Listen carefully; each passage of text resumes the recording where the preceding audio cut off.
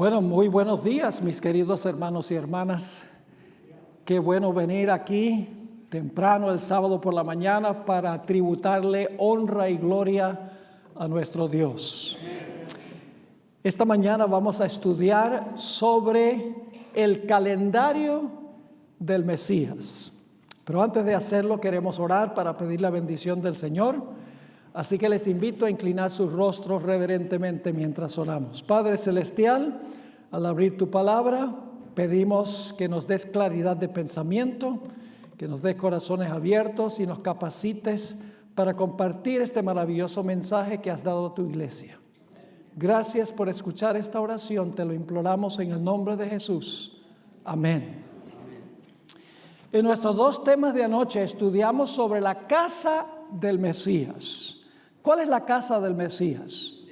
Es lo que se llama en la Biblia el santuario y después más adelante el templo de Dios. Jesús se refirió al templo como su casa. Y en nuestro tema de anoche, los dos temas de anoche, estudiamos los 7 pasos que toma Jesús, pasos sucesivos a través de su casa.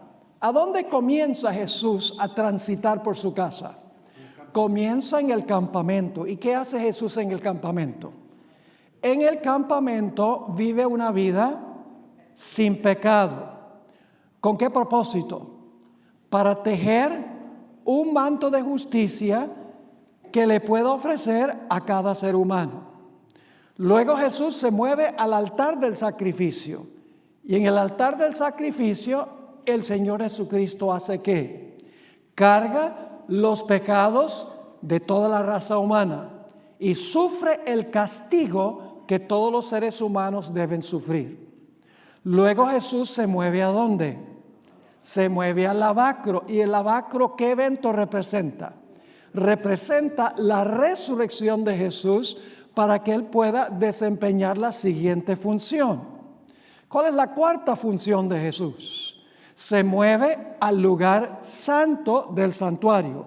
¿Y qué hace allí?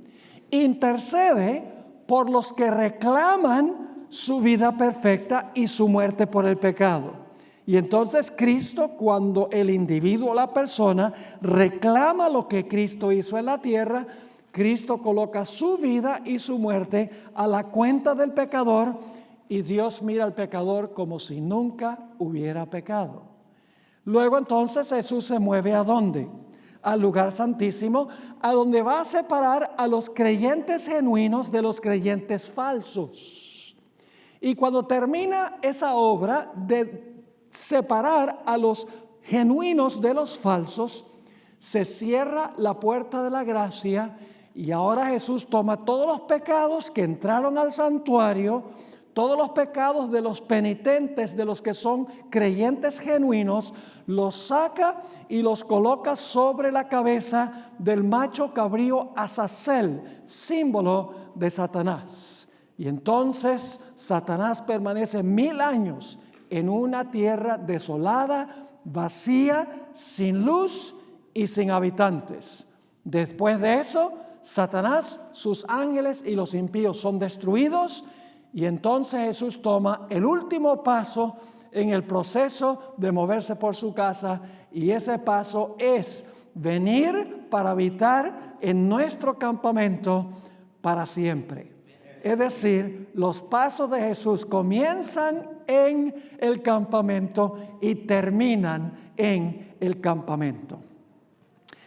Ahora, el Mesías, es decir, Jesús, no solo tiene una casa, sino que tiene un calendario de eventos que especifica el momento preciso en que Jesús toma cada paso a través de su casa. De hecho, cada paso de Jesús al moverse a través de su casa fueron establecidos desde los siglos de la eternidad. Es decir, los pasos de Jesús a través del santuario ya fueron establecidos desde antes que entrara el pecado al universo. Vamos a notar en nuestro estudio de esta mañana algo fascinante. Y es que la casa del Mesías nos describe los pasos que Jesús toma en el plan de la salvación, mientras que el calendario del Mesías nos muestra las fechas en que Jesús toma esos pasos a través del santuario. La Biblia nos dice que había una fecha exacta para el nacimiento de Jesús. Había una fecha exacta para el bautismo de Jesús, el comienzo de su ministerio terrenal. La Biblia tiene una fecha específica para la muerte de Jesús, una fecha específica para la sepultura de Jesús, una fecha exacta para la resurrección de Jesús, una fecha exacta para el comienzo de su ministerio en el lugar santo y una fecha exacta para el comienzo de su ministerio en el lugar santísimo.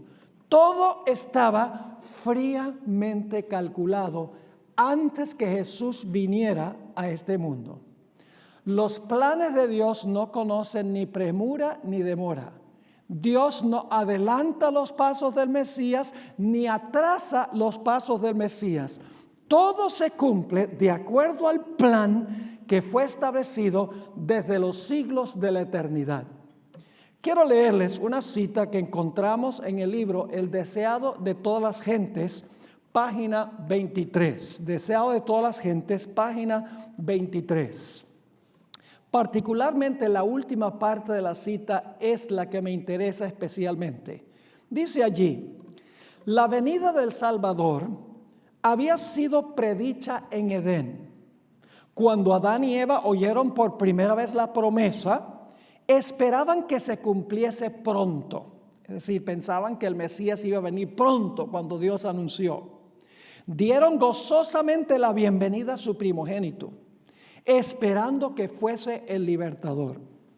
Pero el cumplimiento de la promesa tardó. Tardó no desde la perspectiva de Dios, sino desde la perspectiva de los seres humanos.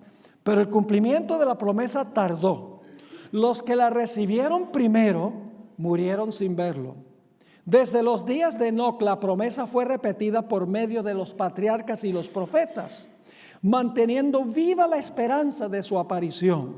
Y sin embargo, no había venido. La profecía de Daniel revelaba el tiempo de su advenimiento, pero no todos interpretaban correctamente el pasaje. Transcurrió un siglo tras otro y las voces de los profetas cesaron. La mano del opresor pesaba sobre Israel y muchos estaban listos para exclamar: se han prolongado los días y fracasa toda visión. Ahora viene la parte clave. Pero como las estrellas en la vasta órbita de su derrotero señalado, los propósitos de Dios no conocen premura ni demora. Los planes de Dios no conocen ¿qué? Premura ni demora. Dios no adelanta sus planes y Dios no atrasa sus planes. Dios tiene un plan y se atiene a ese plan.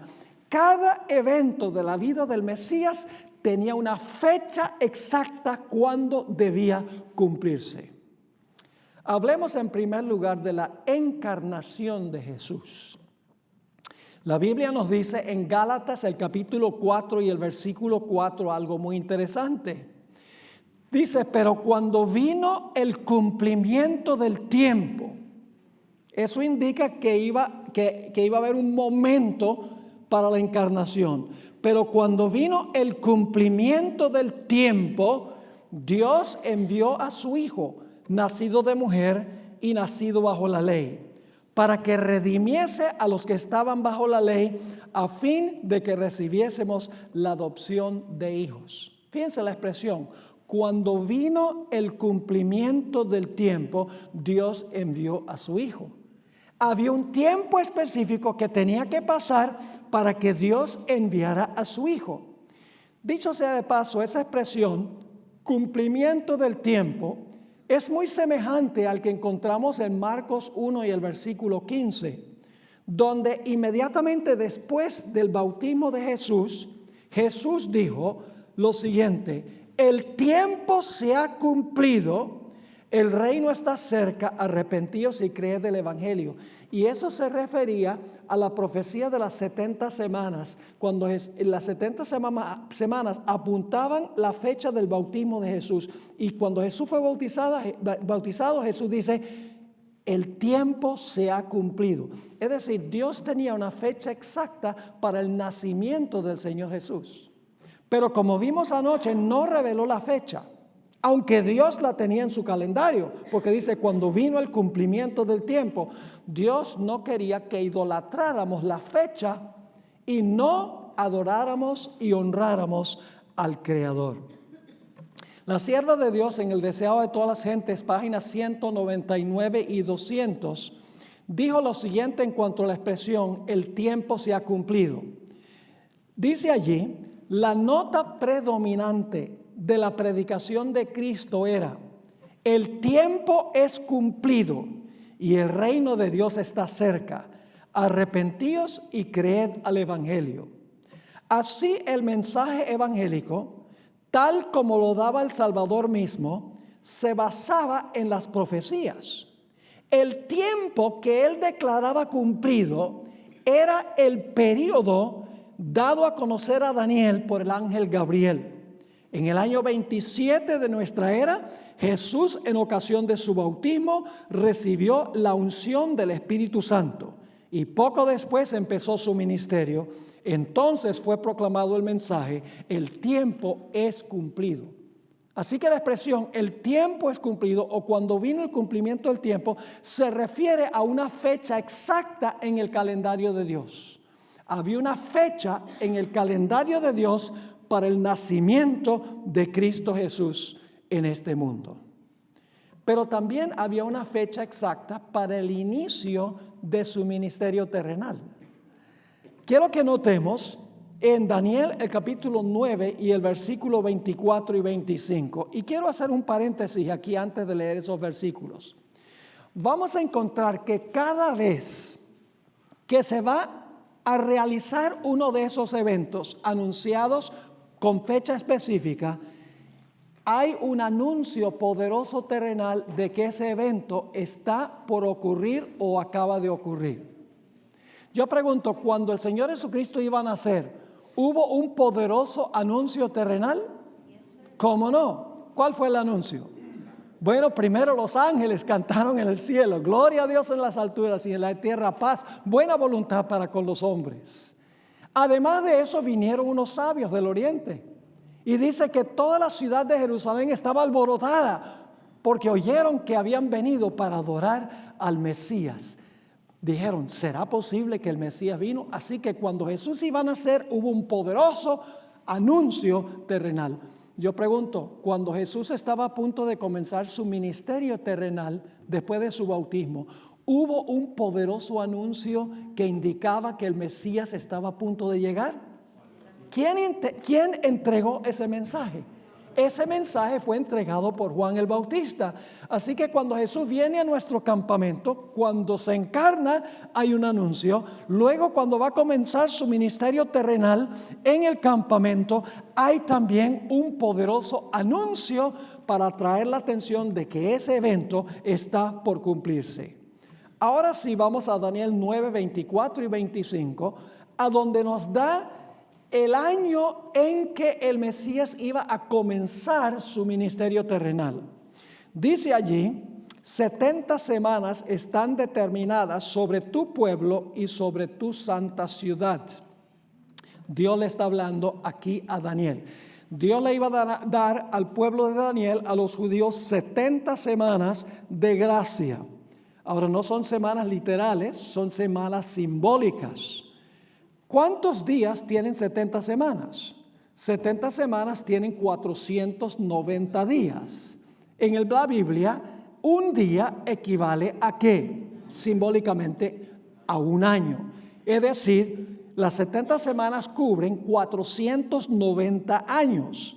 Ahora, ¿cuándo comienzan y cuándo terminan las 70 semanas? Dice allí, 70 semanas están determinadas sobre tu pueblo y sobre tu santa ciudad. Y ahora el versículo 25. Sabe pues y entiende que desde la salida de la orden para restaurar y edificar a Jerusalén, porque Jerusalén había sido destruida por Nabucodonosor y había que restaurarla, desde la salida de la orden para restaurar y edificar a Jerusalén, hasta el Mesías príncipe. La palabra Mesías significa ungido, hasta el ungido, hasta el Mesías príncipe, habrá 7 semanas y 62 semanas. ¿Cuántos son 7 semanas y 62 semanas? Bueno, suman 62 más 7, ¿cuánto da? 69 semanas. Luego dice, se volverá a edificar la plaza y el muro en tiempos angustiosos. ¿Cuánto tiempo iba a pasar entre la salida de la orden para edificar y restaurar a Jerusalén hasta que viniera el ungido? 69 semanas. Así que si ustedes hacen los cálculos, el decreto fue dado en el año 457 antes de Cristo.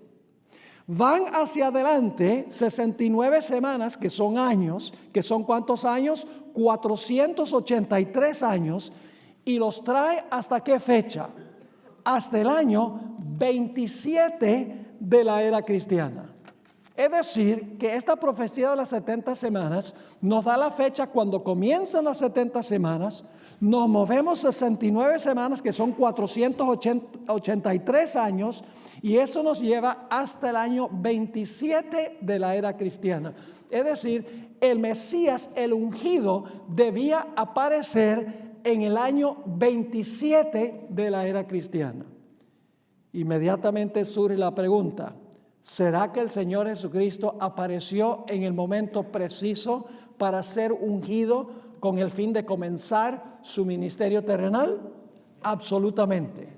Vamos al Evangelio según San Juan, el capítulo 1 y el versículo 40 y 41. Juan 1, 40 y 41. Aquí, inmediatamente después del bautismo de Jesús, Andrés le dice a Pedro: hemos hallado al Mesías. La palabra Mesías significa ¿qué cosa? Hemos hallado al ungido. Jesús se bautiza. Andrés le dice a Pedro: hemos hallado al ungido. Ahora sigue diciendo el versículo 41. Vamos a leer el versículo 40. Andrés, hermano de Simón Pedro, era uno de los 2 que habían oído a Juan y habían seguido a Jesús. Este halló primero a su hermano Simón y le dijo: hemos hallado al Mesías, que traducido es el Cristo. La palabra Christos significa también ungido en griego.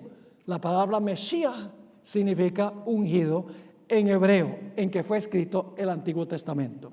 Es decir, Jesús recién se ha bautizado y entonces Andrés le dice a Pedro: hemos hallado al ungido. Ahora yo pregunto, ¿cuándo fue Jesús ungido? En su bautismo. Noten Hechos 10 y el versículo 36 al 38. Hechos 10, 36 al 38. Dice aquí: Dios envió mensaje a los hijos de Israel, anunciando el evangelio de la paz por medio de Jesucristo. Este es Señor de todos. Vosotros sabéis lo que se divulgó por toda Judea, comenzando desde Galilea después del bautismo que predicó Juan. Cómo Dios, ahora escuchen bien, ungió con el Espíritu Santo y con poder a Jesús de Nazaret. Ahora yo pregunto, ¿cuándo es que cayó sobre Jesús el Espíritu Santo? ¿Cuándo es que fue ungido? ¿Cuándo es que el Espíritu cayó sobre él en forma de paloma? Cuando fue bautizado. En otras palabras, la profecía de las 70 semanas nos dice que el Mesías iba a aparecer en el año 27, su ungimiento iba a ser ¿su qué? Su bautismo. Yo pregunto, ¿la Biblia entonces nos da el año específico cuando Jesús iba a comenzar su ministerio terrenal? ¿Cómo no? No solamente nos da el año, sino que vamos a encontrar en el siguiente paso que la Biblia también nos da la estación del año, cuando el Mesías iba a ser bautizado. Ahora, ¿qué tal la muerte de Jesús? Estamos moviéndonos, tomando los pasos que describimos anoche. Empezamos con el nacimiento del Mesías. ¿Tenía Dios una fecha para eso? Cuando venga el cumplimiento del tiempo, Dios envió a su Hijo. Había una fecha exacta para el comienzo del ministerio terrenal de Jesús en el campamento nuestro, cuando habitó entre nosotros. La profecía de las 70 semanas daba el año, y vamos a encontrar que la Biblia también da la estación del año. ¿Qué tal la muerte de Jesús? Moviéndonos ahora al altar del sacrificio. ¿Será que también la Biblia nos anuncia específicamente la fecha en que iba a morir el Mesías? Absolutamente. Pero antes de mencionarles eso, yo pregunto, ¿hubo un poderoso anuncio de que Jesús estaba a punto de morir en la cruz? Sí. ¿Cuál fue ese evento? La entrada triunfal de Cristo a Jerusalén. Eso ocurrió inmediatamente antes de su muerte. Era necesario que todos los ojos estuvieran enfocados en Jesús, de lo que Jesús iba a hacer. Un poderoso anuncio. Cada vez que Jesús toma un paso, hay un poderoso anuncio que está por ocurrir ese evento importante. Ahora, la Biblia no solamente nos dice el año cuando iba a morir Jesús, sino que la Biblia también nos dice el mes, el día y la hora. Y ustedes dicen, ¿cómo es eso? Vamos a mirar. Ustedes recuerdan que varias veces durante su ministerio dice en cuanto a Jesús que no lo pudieron, por ejemplo, arrestar porque no había llegado su ¿qué? No había llegado su hora. El Evangelio de Juan usa esa expresión repetidas veces. Vamos a examinar algunos versículos donde se menciona eso. Juan 2 y el versículo 4. Esto es en las bodas de Caná. Y se acaba el vino y viene la mamá de Jesús y le dice, se acabó el vino. Y ahora noten lo que Jesús le dice a su madre. Juan 2 y el versículo 4. Jesús le dijo, ¿qué tienes conmigo, mujer? No es despectiva esa expresión. Era común que los hijos se refirieran a su madre como mujer en esa época. ¿Qué tienes conmigo, mujer? Aún no ha venido ¿qué? Aún no ha venido mi hora. Noten Juan 7, el versículo 6 y luego el versículo 8. Aquí los hermanos incrédulos de Jesús le dicen a Jesús, ¿por qué no vas a la fiesta de tabernáculos? Están tratando de convencerlo que vaya a la fiesta de tabernáculos. Y fíjese lo que dice el versículo 6, Jesús declarándole a sus hermanos, mi tiempo aún no ha llegado, mas vuestro tiempo está presto. Y luego en el versículo 8 dice Jesús, subid vosotros, es decir, a sus hermanos, subid vosotros a la fiesta. Yo no subo todavía a esta fiesta porque mi tiempo aún no se ha cumplido. Noten Juan 7 y el versículo 30. Vez tras vez en el Evangelio según San Juan tenemos esta idea. Aquí Jesús le dijo a los judíos que su Padre lo había enviado al mundo. Y los judíos se enojaron. Dice en el versículo 30, entonces procuraban prenderle, pero ninguno le echó mano porque aún no había llegado su hora. Había un momento preciso en que debía ser arrestado y pasar por su pasión y morir. ¿Cómo no? No lo podían tocar antes de eso. Noten Juan 8 y el versículo 20. Juan 8 y el versículo 20. Aquí Jesús le dice a los judíos, ustedes no me conocen ni a mí, ni conocen a mi Padre. En Juan 8 y el versículo 20 dice lo siguiente, estas palabras habló Jesús en el lugar de las ofrendas, enseñando en el templo, y nadie le prendió, porque aún no había llegado su hora. Pero hacia el final de su ministerio, Jesús cambió la expresión. Noten Juan 12 y el versículo 23 y el versículo 27. Esta es la última semana antes de la muerte de Jesús. Unos poquitos días antes que Jesús muriera. Ahora Jesús no va a decir, aún no ha llegado mi hora. Va a cambiar el tono de lo que dice. Juan 12 y el versículo 23 vienen unos griegos que quieren una entrevista con Jesús. Y dice en el versículo 23, Jesús les respondió, ha llegado la hora para que el Hijo del Hombre sea glorificado. Y luego el versículo 27 dice Jesús, ahora está turbada mi alma, ¿y qué diré? Padre, sálvame de esta hora, mas para esto he llegado a esta hora. ¿Ven el cambio? al final de su ministerio? Jesús estaba en el aposento alto con sus discípulos. En Juan 13 y el versículo 1, el siguiente capítulo, nos dice algo muy interesante en cuanto a lo que iba a ocurrir. Esto está sucediendo el jueves en la noche, lo que vamos a leer ahora. Jesús el jueves en la noche va a ir a Getsemaní y va a comenzar su pasión. Dice en Juan 13:1, antes de la fiesta de la Pascua, sabiendo Jesús que su hora había llegado para que pasase de este mundo al Padre, como había amado a los suyos que estaban en el mundo, los amó hasta el fin. Y cuando Jesús iba del aposento alto al Getsemaní, en camino al Getsemaní, Juan 17:1 nos dice que Jesús elevó una oración a su Padre. Y fíjense lo que Jesús le dice a su Padre. Estas cosas habló Jesús, Juan 17:1, estas cosas habló Jesús y levantando los ojos al cielo dijo, Padre, ¿ahora qué va a decir? La hora ha llegado, glorifica a tu Hijo para que también tu Hijo te glorifique a ti. ¿Había una hora exacta para la muerte de Jesús? Sí, Señor. Y antes de eso no podían arrestarlo, no le podían poner un dedo encima, porque no había llegado la hora. Ahora les voy a leer una cita extraordinaria del Espíritu de Profecía. En el Deseado de todas las gentes, página 121. Deseado de todas las gentes, 121. La hermana White tiene esta cita excepcional. Dice lo siguiente. Va a explicar lo que significa Jesús cuando dice aún no ha llegado la hora. Las palabras aún no ha venido mi hora indican que todo acto de la vida terrenal de Cristo, ¿cuántos actos? Todo acto de la vida terrenal de Cristo se realizó en cumplimiento del plan que había existido desde los días de la eternidad. Wow. Ahora escuchen. Antes de venir a la tierra, el plan estuvo delante de él perfecto en todos sus detalles. El Padre y el Hijo se sentaron en el cielo y repasaron el plan antes que viniera Jesús. Perfecto en sus detalles, dice aquí. Entonces algunos dicen, bueno, entonces Jesús cuando estuvo aquí, él sabía todo lo que iba a ocurrir. No, porque cuando estaba en el cielo vio todo el plan, pero aquí tenía que depender del Padre cada día para que el Padre le revelara el plan. Sí, escuchen lo que sigue diciendo la cita.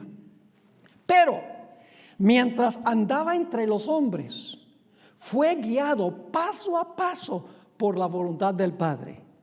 En el tiempo señalado, fíjense, en el tiempo señalado no vacilaba en obrar.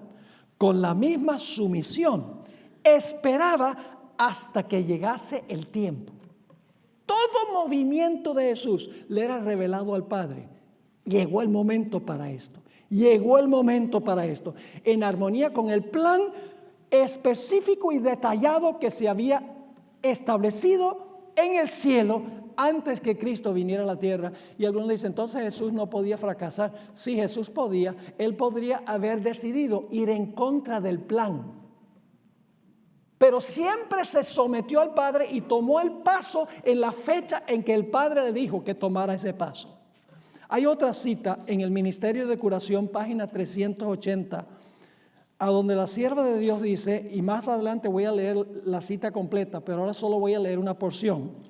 Cristo en su vida terrenal no se trazó planes personales. Es decir, él no tenía una agenda donde decía qué iba a hacer el próximo mes, ni el próximo año, ni los próximos 3 años y medio. Dice, Cristo en su vida terrenal no se trazó planes personales.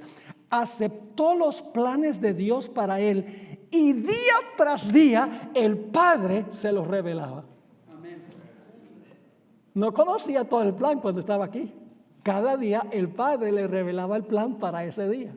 Y Jesús se ajustaba al plan que había sido establecido. Ahora surge la pregunta. ¿Será que la Biblia nos revela el año en que el Mesías iba a morir? Nuevamente la profecía de Daniel. Daniel, el capítulo 9 y el versículo 26 y 27 nos da el año de la muerte del Mesías.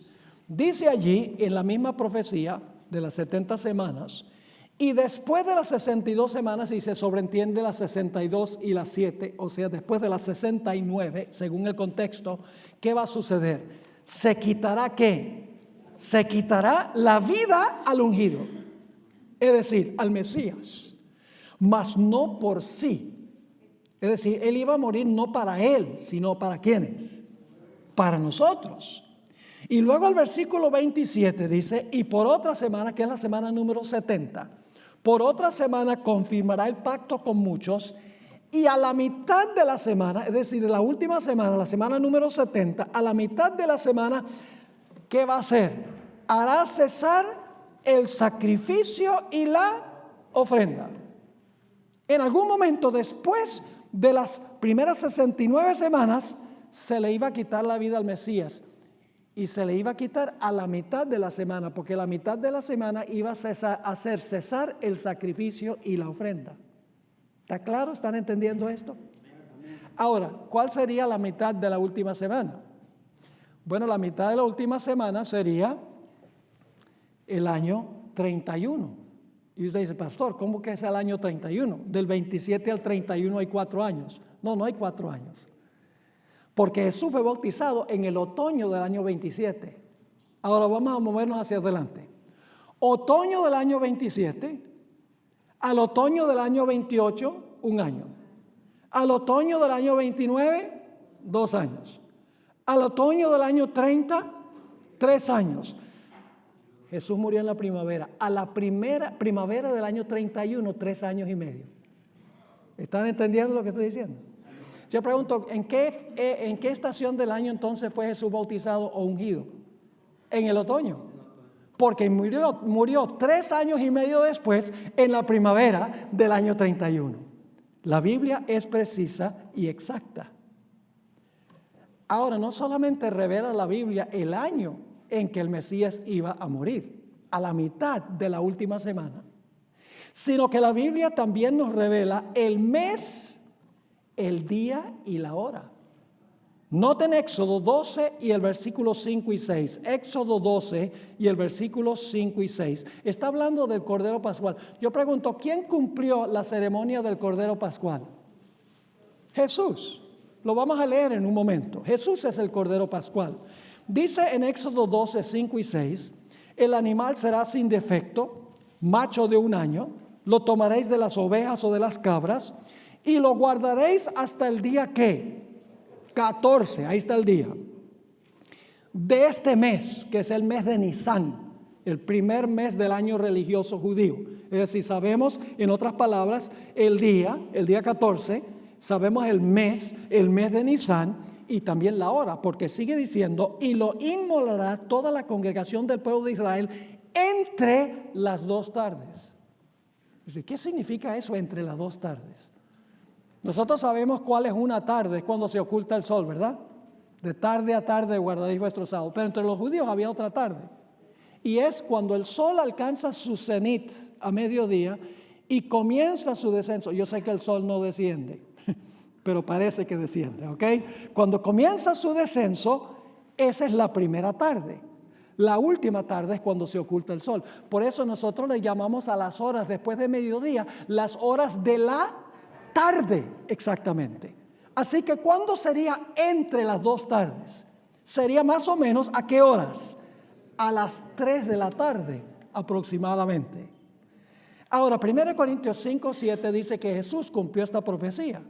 Dice allí, limpiaos pues de la vieja levadura para que seáis nueva masa, sin levadura como sois. Porque nuestra Pascua, que es Cristo, ya fue sacrificada por nosotros. ¿Quién cumple la ceremonia del Cordero Pascual? Jesús. ¿Tenía Jesús entonces que morir el día 14 de Nisán entre las 2 tardes para cumplirlo? Absolutamente. Ahora, ¿a qué horas murió Jesús? Mateo 27, el versículo 45 y 46. Dice, y desde la hora sexta, ¿cuál es la hora sexta en los tiempos de Jesús? Mediodía. Ellos contaban los días como la hora primera, las 6 de la mañana, luego la hora tercera, las 9, luego la hora sexta, las 12, luego la hora novena, las 3 de la tarde, y luego la hora número 12 sería a las 6 de la tarde. Calculaban de una forma distinta. Así que dice, desde la hora sexta hubo tinieblas sobre toda la tierra. ¿Hasta qué horas? Hasta la hora novena. Es decir, estuvo oscuro desde mediodía hasta ¿cuándo? Hasta las 3 de la tarde. Cerca de la hora novena, no exactamente a la hora novena, sino cerca de la hora novena, Jesús clamó a gran voz diciendo, Elí, Elí, lama sabactani, esto es, Dios mío, ¿por qué me has desamparado? Pero Jesús tenía que hacer 2 declaraciones adicionales. Tenía que decir, consumado es, y tenía que decir, en tus manos encomiendo mi espíritu. Ahora, noten el versículo Mateo 27 y el versículo 50 al 53. Mas Jesús, habiendo otra vez clamado a gran voz, entregó el espíritu. Y he aquí el velo del templo se rasgó en 2, de arriba abajo la tierra tembló y las rocas se partieron. Y se abrieron los sepulcros y muchos cuerpos de santos que habían dormido se levantaron. Y saliendo de los sepulcros después de la resurrección de él, vinieron a la santa ciudad y aparecieron a muchos. Es decir, cuando Jesús dijo, consumado es, en tus manos encomiendo mi espíritu, era exactamente a qué horas. Exactamente a las 3 de la tarde. Ahora les voy a leer una cita extraordinaria del deseo de todas las gentes. ¿Recuerdan que la profecía decía que iba a cesar el sacrificio y la ofrenda? El Mesías iba a hacer cesar el sacrificio y la ofrenda. Eso se cumplió literalmente. Noten esta cita del deseo de todas las gentes, 704 y 705. Cuando los labios de Cristo exhalaron el fuerte clamor, consumado es, los sacerdotes estaban oficiando en el templo. Era la hora del sacrificio de la tarde. Habían traído para matarlo el cordero que representaba a Cristo. Ataviado con sus vestiduras significativas y hermosas, el sacerdote estaba con el cuchillo levantado como Abraham a punto de matar a su hijo. Con intenso interés el pueblo estaba mirando, pero la tierra tembló y se agitó, porque el Señor mismo se acercaba. Con un ruido desgarrador, el velo interior del templo fue rasgado de arriba abajo por una mano invisible que dejó expuesto a la mirada de la multitud un lugar que fuera una vez llenado por la presencia de Dios. Todo era terror y confusión. El sacerdote, ahora escuchen, el sacerdote estaba por matar la víctima, pero el cuchillo cayó de su mano enervada y el cordero escapó. No murió un cordero ese día porque estaba muriendo el Cordero de Dios que quita el pecado del mundo. Cesó ese día el sacrificio y la ofrenda. Sigue diciendo, el tipo se había encontrado con el antitipo. El gran sacrificio había sido hecho. Estaba abierto el camino que llevaba al Santísimo. Había sido preparado para todos un camino nuevo y viviente. Ya no necesitaría la humanidad pecaminosa y entristecida esperar la salida del sumo sacerdote. Desde entonces el Salvador iba a oficiar como sacerdote y abogado en el cielo de los cielos. Ahora escuchen, la hermana White se refiere a la profecía de las 70 semanas. Era como si una voz viva hubiese dicho a los adoradores, ahora terminan los sacrificios y ofrendas por el pecado. Ella entendió que se cumplió lo que iba a suceder a la mitad de la semana. Pero ¿saben que también había una fecha exacta para la sepultura de Jesús? ¿Cómo no? Había una fecha exacta para su sepultura. Y ustedes dicen, ¿dónde está esa fecha? Vayan conmigo Levítico 23 y el versículo 6 y 7. Levítico 23 y el versículo 6 y 7. El siguiente día, después del 14 de Nisan, que es el 15 de Nisan, se celebraba lo que se conoce como la fiesta del pan sin levadura.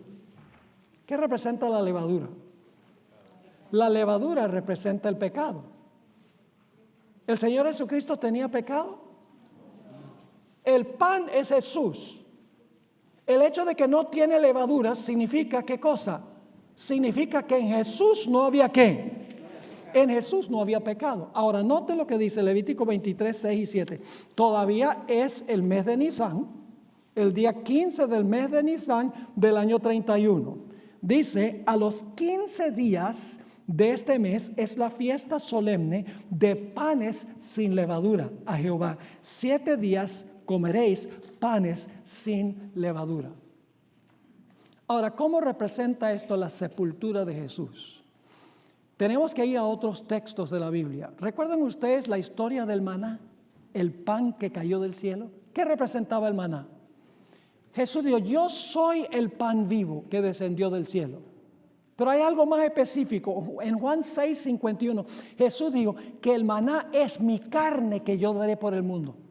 En Juan 6:51, Cristo dice, el maná es mi carne que yo daré por la vida del mundo. Ahora, si Jesús es el maná, yo pregunto, ¿tenemos que ir a dónde para entender lo que quiso enseñar Jesús? Hay que ir a la experiencia del maná. Ahora, ¿qué sucedía cuando el pueblo recogía el maná, digamos, el miércoles y lo guardaba para el jueves? Dos cosas, criaba gusanos y ¿qué? Hedía. ¿Qué es lo que cría gusanos y hiede?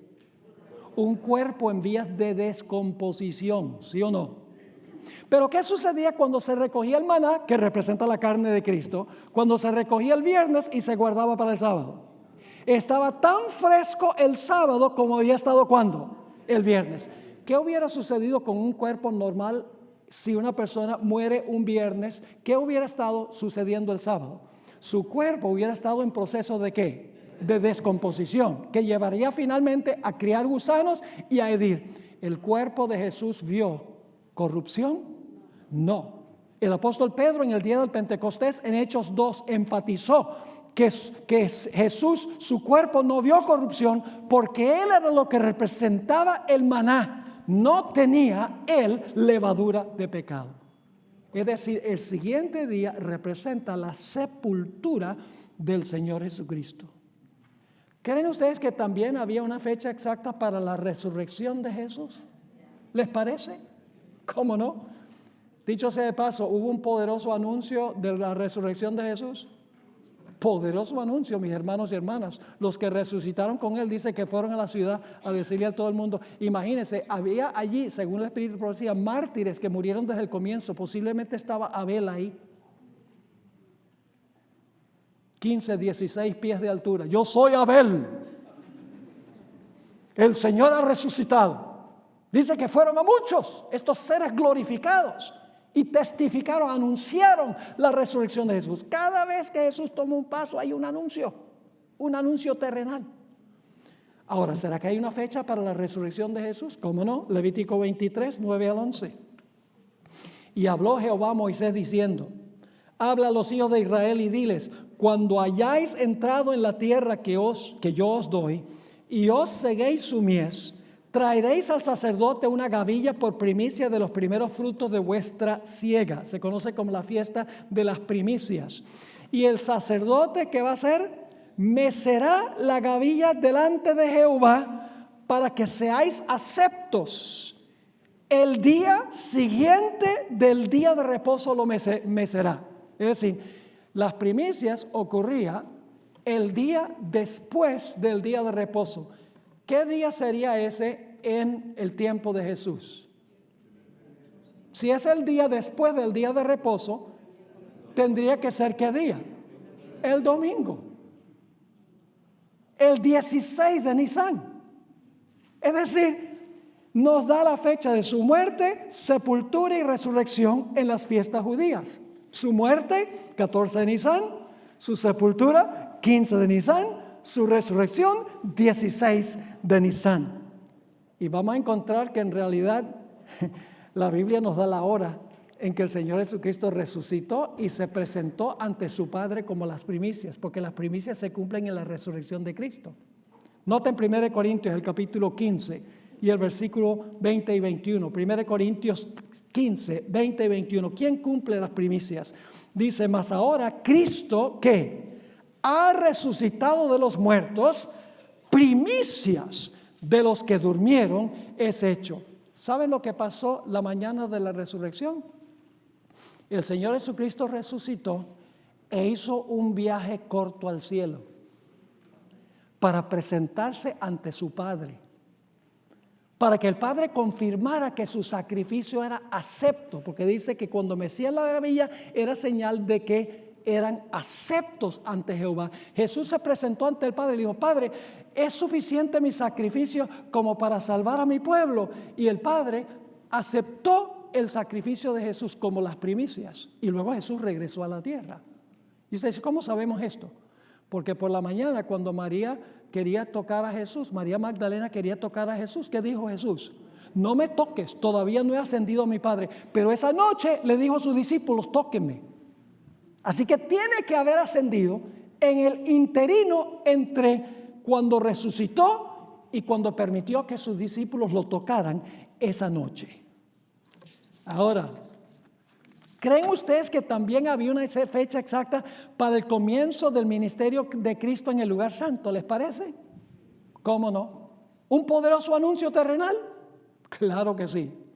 Vayan conmigo a Levítico 23, 15 y 16.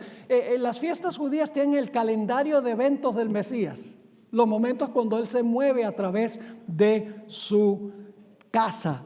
Levítico 23, 15 y 16. Dice: y contaréis desde el día que sigue al día de reposo, es decir, desde el momento de la resurrección de Jesús, desde el día en que ofrecisteis la gavilla de la ofrenda mecida, 7 semanas serán cumplidas. Es decir, 49 días iban a pasar. Y luego dice: hasta el día siguiente del séptimo día, es decir, el día número 50 después de la resurrección. Así que dice: hasta el día siguiente del séptimo día de reposo contaréis 50 días, entonces ofreceréis el nuevo grano a Jehová. Yo pregunto, ¿se cumplió precisa y exactamente esta profecía de el Pentecostés? Exactamente, 50 días después hubo un poderoso anuncio de que Jesús había comenzado en el cielo una obra muy especial de intercesión. Claro. Dice la Biblia que hubo un recio ¿qué? Un recio viento. Se vieron lenguas como de ¿qué? Como de fuego. Y todos los que estaban presentes allí comenzaron a hablar idiomas que nunca habían estudiado. Imagínense eso, extraordinario. Los ángeles le implantaron un Rosetta Stone a esa gente. Hablaban perfectamente los idiomas de las naciones de donde habían venido, donde iban a testificar. Dicen Hechos 2 y el versículo 1 al 4: cuando llegó el día del Pentecostés, estaban todos unánimes juntos, y de repente vino del cielo un estruendo como de un recio viento que soplaba, el cual llenó toda la casa donde estaban sentados, y se les aparecieron lenguas repartidas como de fuego, asentándose sobre cada uno de ellos, y fueron todos llenos del Espíritu Santo y comenzaron a hablar en otras lenguas según el Espíritu les daba que hablasen. Lo que ocurrió en la tierra no fue el evento importante. El evento importante ocurrió en el cielo. Yo tengo una presentación que se llama Jehová es nuestra roca, donde esbozo este asunto. Lo que ocurrió en la tierra fue un anuncio que Jesús había comenzado su ministerio intercesor en el cielo y que ahora iba a aplicar los beneficios que había ganado en su obra terrenal. Es decir, lo que ocurrió en la tierra fue el anuncio terrenal que Jesús había comenzado su labor en el lugar santo. Ahora, ¿saben a qué horas fue que se derramó el Espíritu Santo? Que sería 50 días después que Jesús presentó la gavilla ante su Padre. Vamos a Hechos, el capítulo 2 y el versículo 15. Hechos 2 y el versículo 15. Muy interesante esto. Cuando empezaron a hablar en otras lenguas, los que estaban en el aposento alto, algunos de los incrédulos que estaban ahí dijeron: esos los que están es borrachos. Ahora escuchen lo que dice Hechos 2:15. Porque aquí les dice Pedro a esos incrédulos: porque estos no están ebrios, como vosotros suponéis, puesto que es la hora ¿qué? La hora tercera del día. ¿Cuál es la hora tercera? ¿Qué hora es nuestro reloj? Las 9 de la mañana. ¿A qué hora fue derramado el Espíritu Santo? A las 9 de la mañana. 50 días después que Jesús se presenta ante el Padre. Así que ¿a qué hora se presentó Cristo ante el Padre? 50 días antes. A las 9 de la mañana. Tenemos inclusive la hora en que Jesús se presentó como las primicias. El día, el mes y el año.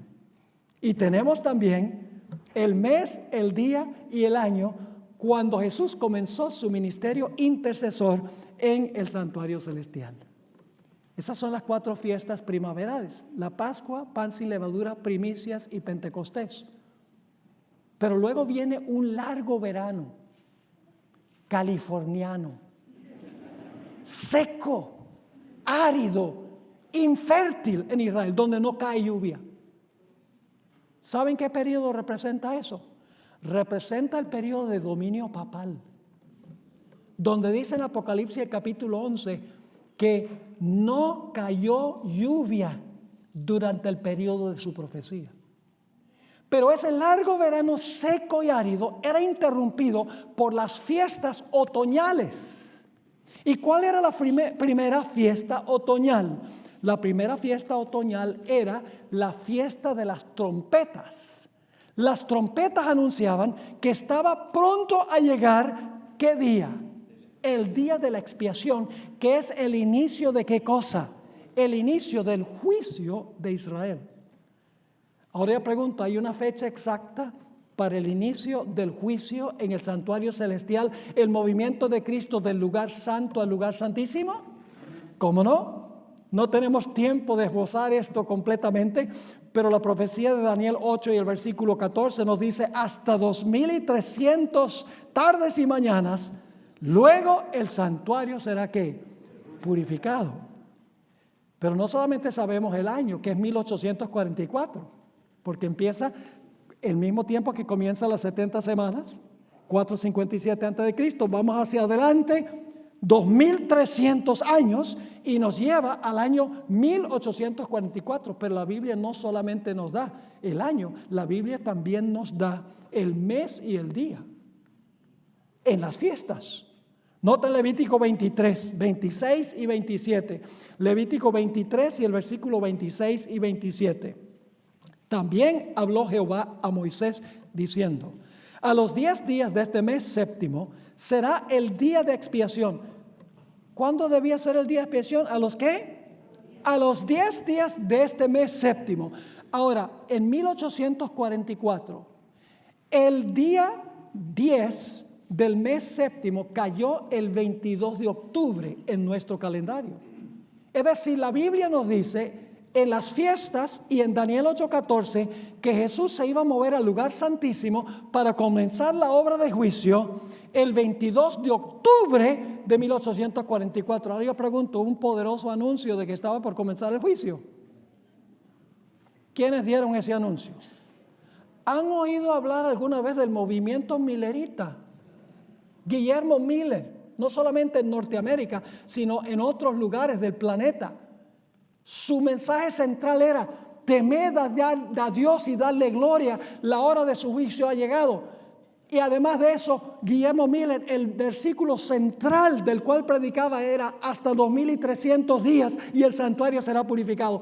Anunciaron con voz de trompeta que estaba por comenzar el juicio investigador, que Jesús se iba a mover del lugar santo al santísimo. No lo entendieron en ese momento, pero después entendieron que Jesús no iba a venir a la tierra en su segunda venida, sino que iba a comenzar su ministerio en el lugar santísimo, la obra de juicio. Ahora nos queda muy poco tiempo, pero déjenme mencionar esto. 1844 es la última fecha del calendario de Dios que Dios nos da. Después de eso no hay más fechas. Ahora, Dios tiene una fecha para la lluvia tardía. Dios tiene una fecha para el fuerte clamor. Dios tiene una fecha para el juicio de los vivos. Dios tiene una fecha para el cierre de la gracia. Dios tiene una fecha para el tiempo de angustia y tiene una fecha para la segunda venida. Y algunos dicen: pero pastor, nosotros no podemos apresurar la segunda venida. ¿Acaso el Espíritu de profecía no dice que podemos apresurar la segunda venida? Déjenme explicarles cómo sucede esto. ¿Ustedes creen que Dios sabía cuándo su pueblo va a estar preparado para la segunda venida? ¿Dios sabe? Claro. ¿El pueblo podría haberse preparado antes de esa fecha que colocó Dios en su calendario? Si se hubieran puesto las pilas y hubieran hecho lo que deben hacer, ¿podrían haber estado listos antes? Sí. Dios no corre la fecha de la segunda venida. No dice, bueno, la gente no está lista, así que posterguemos la fecha. No, eso no es lo que hace Dios. Dios puso la fecha en su calendario cuando Él supo que su pueblo iba a estar listo. ¿Me están entendiendo lo que estoy diciendo? No es, a nosotros nos parece demora, pero la demora es por culpa nuestra. Si hubiéramos estado listos antes, Dios hubiera puesto en su calendario una fecha antes. Pero puso la fecha cuando Él sabía que todo se iba a desencadenar. Aquellas personas que andan por ahí fijando fechas, húyanles como a la lepra. La sierva de Dios dijo, en Primeros Escritos, página 75, el Señor me ha mostrado que el mensaje del tercer ángel debe avanzar y proclamarse a los hijos dispersos de Dios, pero no debe depender de una fecha. Vi que algunos están creando una falsa excitación al predicar fijando fechas, pero el mensaje del tercer ángel es más poderoso de lo que puede serlo una fecha. Vi que este mensaje puede subsistir sobre su propio fundamento. No necesita ser reforzado con fechas, que irá adelante con gran poder, hará su obra y será abreviado en justicia. No hay más fechas. Apocalipsis, el capítulo 10, cuando el ángel levanta su mano derecha al cielo, dice, el tiempo no será más.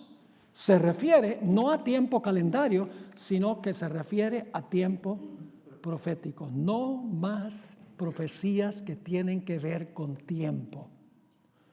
Dios tiene fechas para todo lo que va a ocurrir porque Él sabe exactamente cuándo la gente va a estar lista y cuándo los eventos del mundo se van a desencadenar. Pero nosotros no sabemos cuáles son esas fechas. Quiero terminar mencionando el libro de Esther. ¿Saben que Dios tiene un plan también específico para cada uno de nosotros? ¿Ustedes recuerdan la experiencia de Esther? Se había dado un decreto para exterminar a todos los judíos. La única esperanza del pueblo era en Esther. Mardoqueo le mandó un mensaje a Esther que se encuentra en Esther 4, 13 y 14. Entonces dijo Mardoqueo que respondiesen a Esther, no pienses que escaparás en la casa del rey más que cualquier otro judío. Es decir, porque tú eres judía, no crees que te vas a escapar. Porque si callas absolutamente en este tiempo, respiro y liberación vendrá de alguna otra parte para los judíos. Es decir, todos nosotros somos importantes para Dios, pero no indispensables para cumplir su plan. Ahora dice, mas tú y la casa de tu padre pereceréis.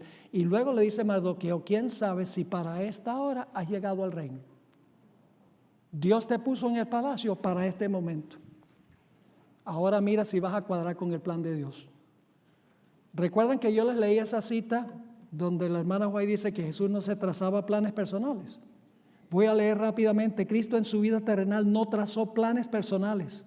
Aceptó los planes de Dios para él y día tras día el Padre se los revelaba. Ahora dice ella, así deberíamos nosotros también depender de Dios para que nuestras vidas fueran sencillamente el desenvolvimiento de su voluntad. Dios tiene también un plan específico para nuestra vida y si estamos en comunión con Dios vamos a saber exactamente qué hacer, cómo hacerlo y cuándo hacerlo. Ojalá que esto nos haya ayudado a entender que Dios tiene todo fríamente calculado.